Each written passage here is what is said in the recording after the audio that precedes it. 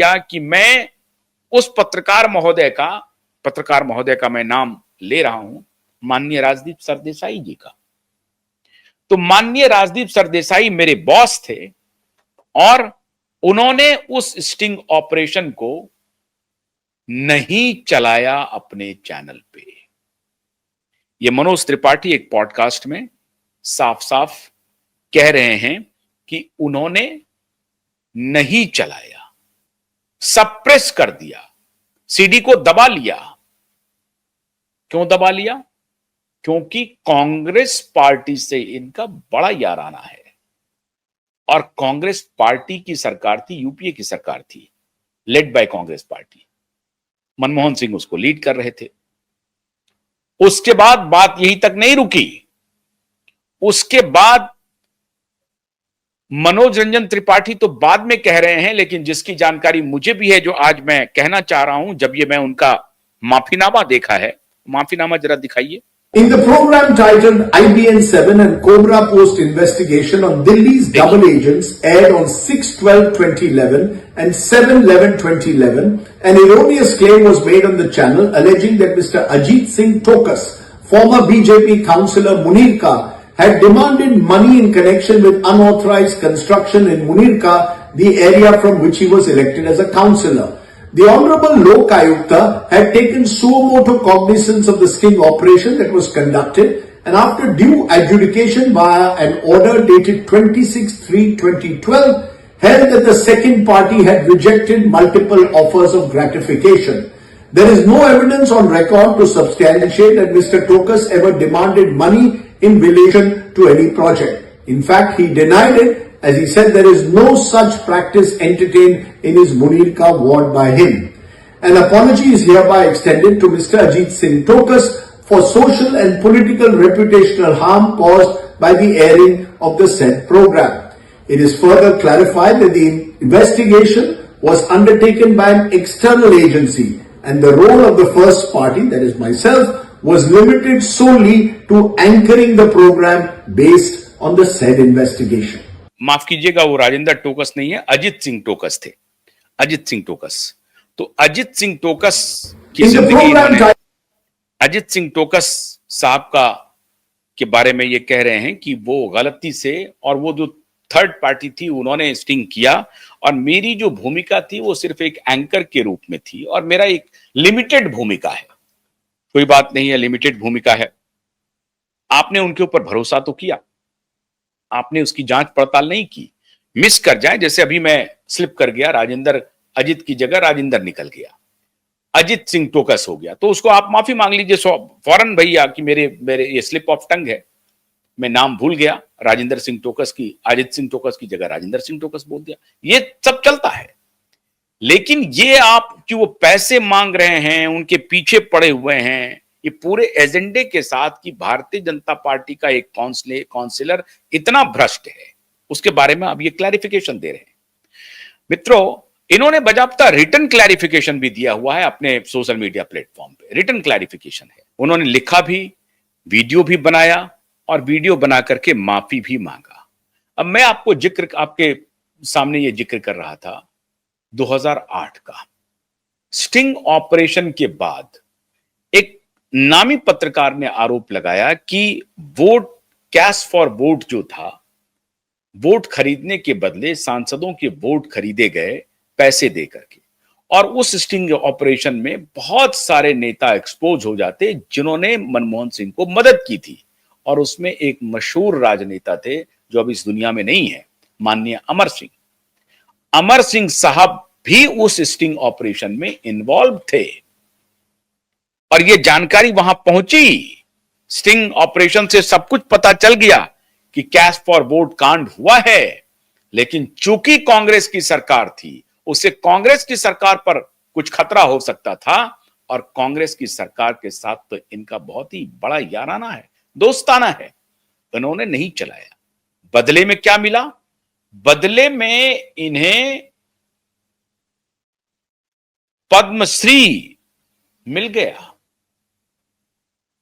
Padmashri award मिल गया माननीय सरदेसाई जी को, कांग्रेस सरकार, और कुछ ही दिनों के बाद मिला, ऐसा नहीं कि बहुत लंबे समय के बाद मिल गया। तो जब भी अब आप सर्च करेंगे तो पद्मश्री फलना पत्रकार का नाम आएगा। यह है दुनिया।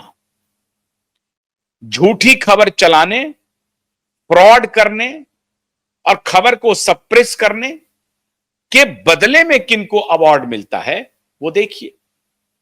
इतना ही नहीं, सोहराबुद्दीन एनकाउंटर केस में एक आईपीएस ऑफिसर के खिलाफ इन्होंने पूरी रिपोर्टिंग कर डाली, गुजरात के एक आईपीएस ऑफिसर के खिलाफ, और यह रिपोर्टिंग कर डाली कि सोहराबुद्दीन वाले मामले में उस आईपीएस ऑफिसर ने गाड़ी मुहैया कराई थी या और भी कुछ व्यवस्था की थी। आईपीएस महोदय ने इनके खिलाफ मुकदमा किया और 2012 से लेकर के आज तक, बाद में 2019 में हैदराबाद होते हुए, आंध्र प्रदेश होते हुए, सुप्रीम कोर्ट होते हुए, आखिर में इन्होंने एक निचली अदालत में माफी मांगा 2019 में और कहा कि वो खबर हमारी गलत थी। वहां भी ये झूठ बोले, वहां भी ये गलत पकड़ाए। पुलवामा अटैक के मुद्दे पर पाकिस्तान के एक नेता को अपने यहां बुला करके उससे बुलवा रहे हैं। पूरा एजेंडा सेटिंग का इनका धंधा चलता है। वहां भी वो एक्सपोज हो गए। ऐसे कई प्रकरण हैं माननीय इस सज्जन के, जिसका आपको अकाउंट देते देते आप थक जाएंगे। और यही इनका धंधा रहा, नेताओं के साथ सेटिंग गेटिंग, झूठ फरेब को आगे बढ़ाने का, पद्मश्री भी ले लेने का। अब यहां से आगे देखिए, इतना ही नहीं, इनकी पत्नी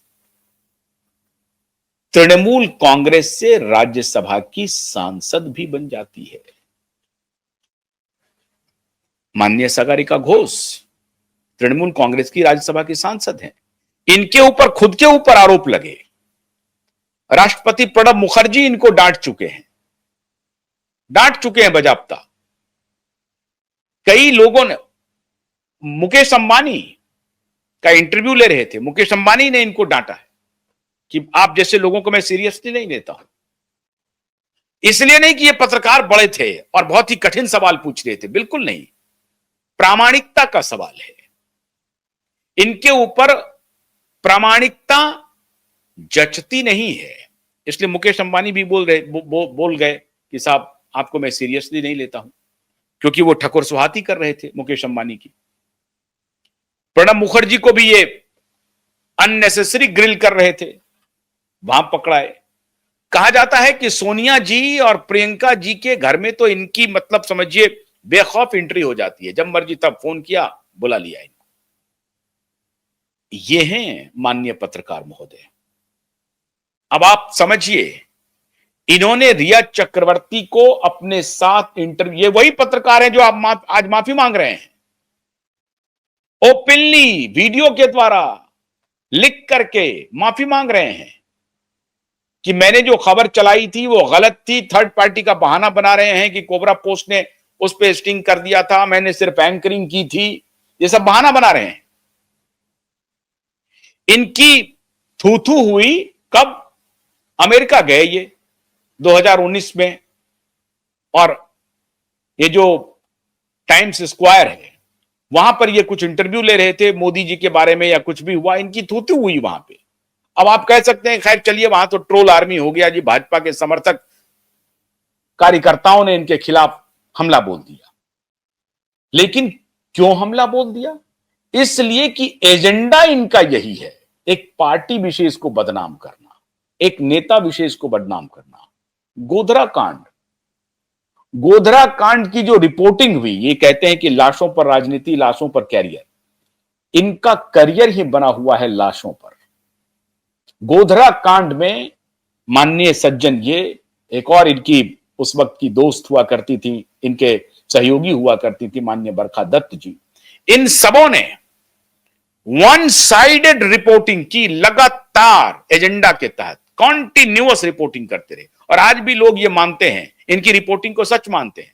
ऐसे रिपोर्टर जो खुद माफी मांग रहे हैं आकर के, अरे कोई ऐसी बात हो जाए तो आप माफी मांग लीजिए। लेकिन जो साफ साफ हो रहा है कि नहीं, जिसने नहीं मांगा पैसा उसका आपने स्टिंग दिखाया, उसकी